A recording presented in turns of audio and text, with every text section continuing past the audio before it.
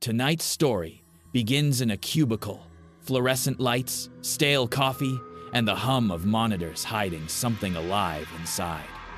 When a tired office worker wishes for something, anything, to make his life interesting, his screen answers.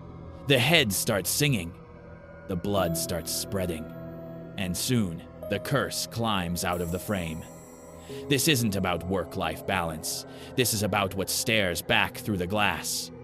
Welcome to Nightmare Proof, where true horror comes alive.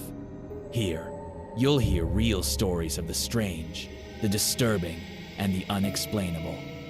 Turn down the lights, get comfortable, and prepare to face the darkness. The framing, or the conundrum of the singing heads, Derek, comes back from the daily meeting with coffee in a styrofoam cup, balanced on top of a folder marked Third Quarter Staff Feedback Report. The coffee, filled with a mix of brown sugar and powdered vanilla creamer, is what will make or break his mood for the day. It will break.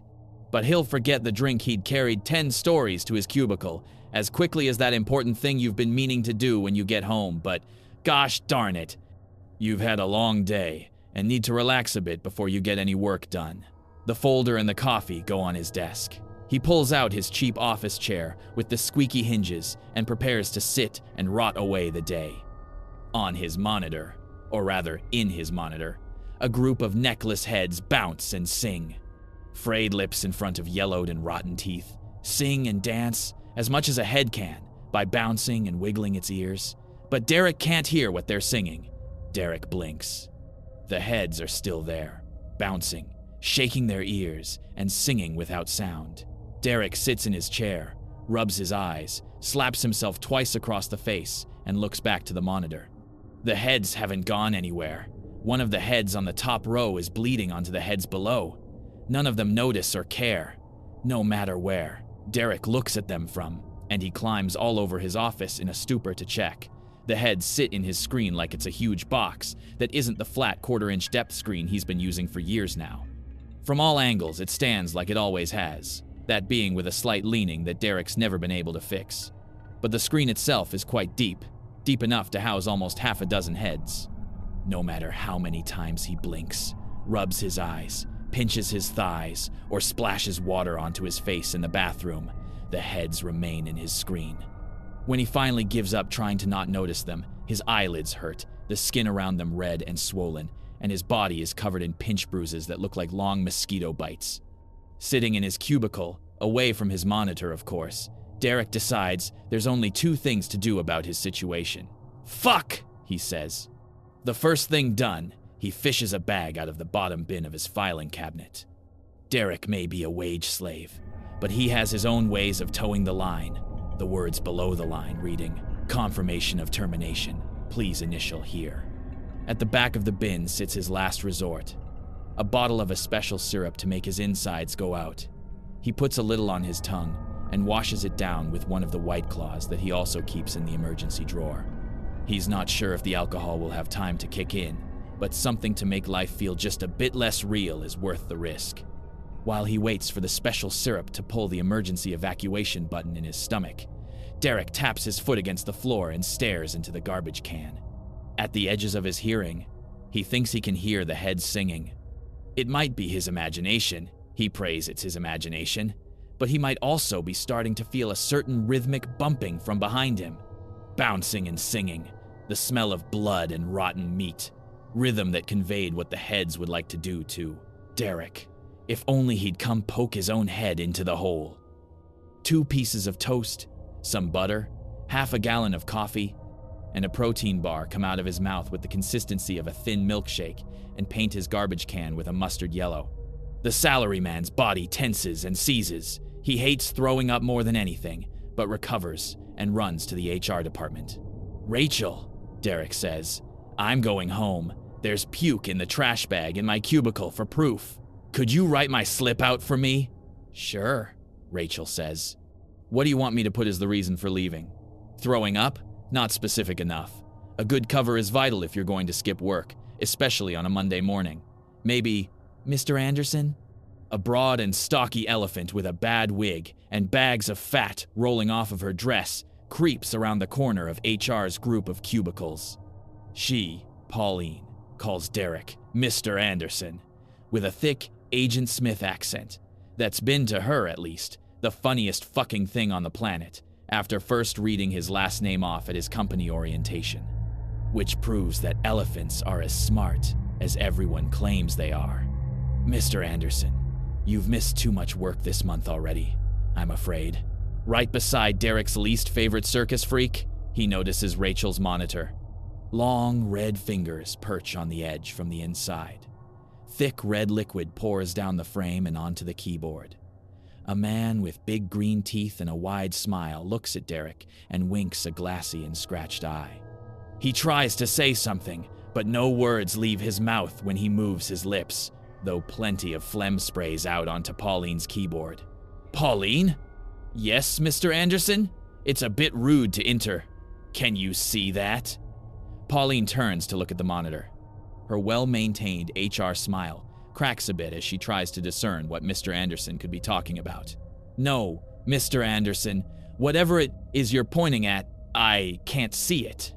The red man in the screen smiles wider, cupping his hands and shouting something that Derek can't hear. Not yet, at least. Like with the heads in his office, he's starting to hear what the thing is trying so hard to tell him. One of the man's eyes rolls out its socket and lands in the glass of water Pauline has on her desk. It doesn't make a splash, or even affect the water at all. That's it then, Derek thinks. I'm going insane. So he leaves. Without another word to HR or anyone else in the office, he walks out of the building, starts up his truck, and drives home.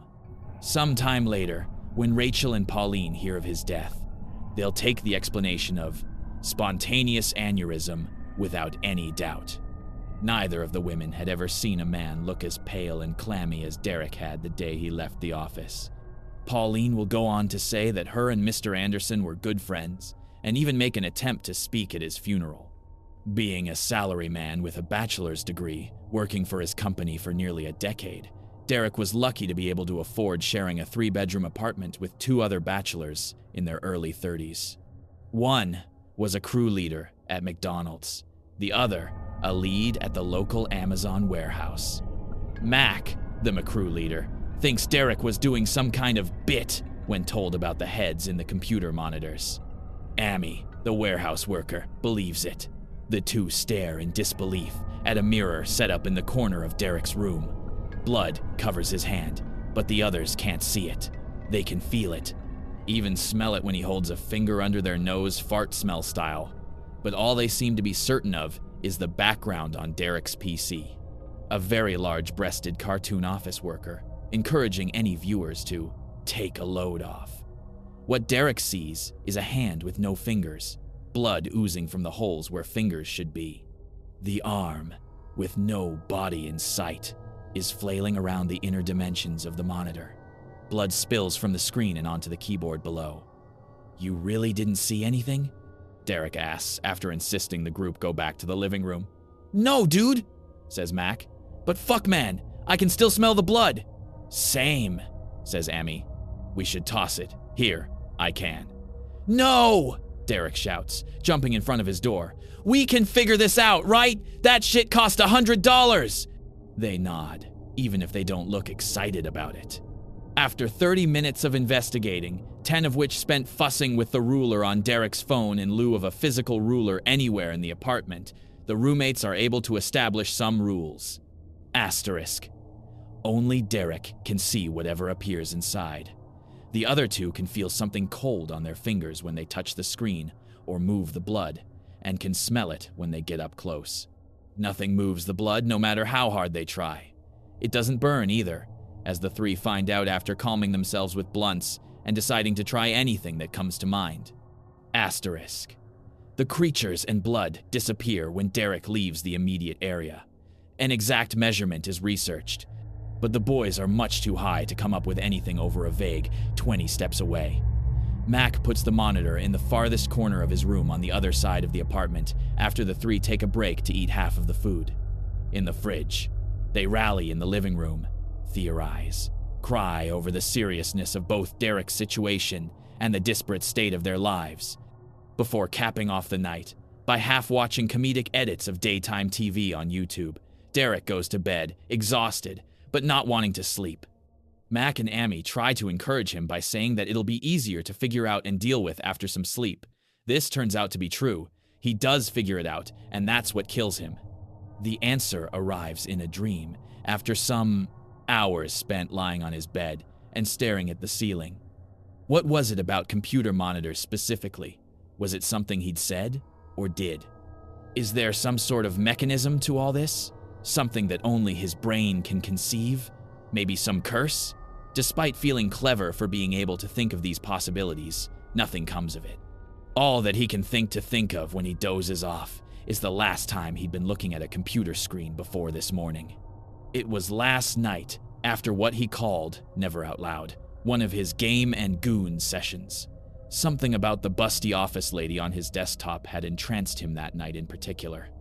In some universe, in some insane circumstances, she could walk out of the monitor, couldn't she? If people could bring something as abstract as programs to a semblance of life, what was stopping the cute office worker from physically emerging and declaring her love for him? Derek knew these thoughts were insane, childish, and stupid. He thought them anyway. The fantasy itself was fun, and any distraction from his life was a welcome one. This has nothing to do with the curse Derek brought upon himself, except for one specific thought he'd had before passing out in his chair with pajama bottoms still wrapped around his ankles. A wish and a prayer that something could come out of the confines of his expensive piece of machinery to make his life interesting. Anything. In his dreams, both nights, his monitor appears disassembled into odd shapes. The shapes shudder before moving into place, the dimensions of it locking into place with a snap. The cute office girl appears inside, her smile red with blood. The second night he has this dream, he realizes a mechanism behind the curse, and it has to do with that one word: frame. The concept of a frame. The way word and idea click together in a burst of synapses. He woke up in a freezing sweat that first night, but had forgotten what the nightmare had been after. Realizing that he was late for work, the blood and pus had been there, but it had gone unnoticed. He isn't so lucky now. He's remembered the dream this time, and this one was longer than the first. Along with the frames of the screen, there were 4 iron bars with wheels on each end. The iron bars rotate in the dark void of the dream. A mattress appears. So do bed sheets that look a lot like his. The bed comes together with a click as the frame locks into place. Asterisk. Asterisk. Derek sees himself below the covers. Arms are reaching for him from under the bed. His eyes shoot open. Moon and streetlight filter through the blinds on his window and cast cold blue bars around his room. Derek wishes, begs, with the fibers of faith he still has left, that he could have stayed asleep forever. The light from the blinds is illuminating silhouettes around his bed. Some things, or someones, are climbing over the edge of his mattress. All he can make out are their glassy eyes and rotten teeth. Hands clamp down over his shoulders and mouth, pinning him to the bed. An iron-like and salty mix of fluids pour into his mouth. His screams mix with it and come out as bubbles between rotten and bony fingers. Thank you. The words coming from moving lips don't reach Derek's ears, but he can hear their echoes in his head. Asterisk, thank you. Asterisk, asterisk, thank you. Asterisk, asterisk, thank you. Asterisk, asterisk, thank you. Asterisk. A chorus of gravelly whispers floods his mind, while wet hands start to caress his body. The things around him staring at his skin, like it was the sweetest, tastiest looking thing they'd ever seen. The thing restraining Derek leans in even closer towards his face, its tongue snaking out and reaching for Derek's eyeball. Derek jolts, his upper body jumping upwards as his hands claw his mattress. The hands on his shoulders and mouth tighten their grip. He pushes again, focusing the force into his shoulders while rocking his head upwards and catching the chin of the thing, trying to lick him. The clack of its rotten teeth slamming together and severing a tongue is like a gunshot in the silence of the room and gives Derek another jolt to his senses, enough to put one last shove into the things pinning him down. He wrestles himself free and throws his body over the side of the bed towards the bedroom door. He lands awkwardly, crushing something under his back. Hot liquid soaks his shirt and paints his back. Something opens and closes against his shoulder blades. It must be teeth, because what else could be sliding out of a tight squeeze to try and get at his skin? The scream that had been waiting so long to escape finally explodes in a bloody mess out of Derek's mouth while he kicks his hands and feet against the ground, pushing himself away from his bed and towards his closet. A second scream, this one much more shrill, goes out when his back finally hits the wall, but he can't help himself. He can't look away from his bed. The zombies or ghouls or demons or whatever the hell are pouring out of his bed frame. At least a dozen are ripping and pulling at each other, trying to get to Derek first. The mattress is pushed upwards and stands beside the bed, making the scene resemble creatures bursting out of a haunted chest. From beyond the frame itself come screams and cries of pain and pleasure that Derek can only hear in his head. It's so loud it feels like something is trying to break through his skull. His pathetic kicks against the carpet finally gain some traction. Pushing himself against the wall, standing, then finally running to the bedroom door and pushing it open hard enough to make a doorknob-shaped hole in the apartment hallway. Mac and Amy are awake and standing outside of their rooms wearing only boxers and t-shirts. Both had been rubbing their eyes and thinking, what the fuck happened? I thought the monitor was far enough away to be safe. Derek doesn't even notice them. He doesn't stop running until he's busted out of the apartment's front door and into the hallway of their apartment building. Exhaustion hits him with a gut punch as he slides back against the wall and sits on the floor, gasping for breath. To his roommates, he only appears pale and sweaty. Neither see the blood and mucus, but Derek doesn't care. His eyes are on the hallway leading to his room. He can hardly see it as the only light in the apartment is from an overhead oven lamp. Derek doesn't dare look away to even answer his and Amy's questions, and doesn't dare to blink. For all he knows, he'll be damned if he's caught off guard again. Or worse. What happened? Amy whispers. Both he and Mac join Derek in staring back into their apartment, even if they know they can't see anything. My bed frame! Derek, having forgotten where he is, screams the words even louder than he'd screamed for his life. Mac's palm quiets him down with a hard slap to his mouth that also serves to help focus his roommate. My bed frame, Derek whispers. They came from my bed frame. Amy and Mac double-check that none of their neighbors have come to cuss the three out. They haven't. Closed doorways line the halls, and no heads poke out to check for the commotion. Luckily, the residents on this floor are drug addicts that are too tired or too used to their own noise to care. Derek squirms against the wall, eyes still on the corner that rounds to his room. He knows that one of the things will come around it, any time now.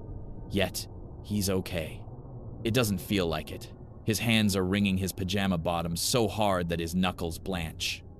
But he's okay. Even if they come around the corner, they're still far enough away from the door frame. Click. The door into their apartment is gone. In its place is a door into a horrible burning place.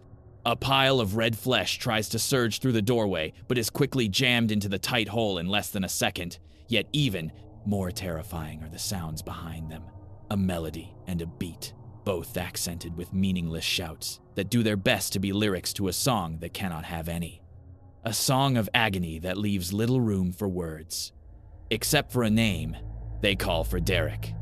Threaten, plead, bargain, all while they reach as hard as they can with whatever limb will fit through the gaps in their squeezed form. In some spot of the cacophony, one word is clear.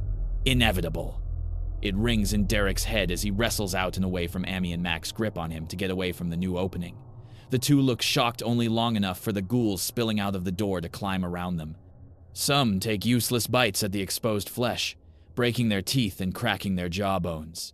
For the two roommates, all they feel is a cold several times more severe than what they'd felt from Derek's monitor. They want to call after Derek as he runs down the wall. But what if the cold flows into their mouths or their bodies? Doors are opening left and right, in front and behind Derek as he runs.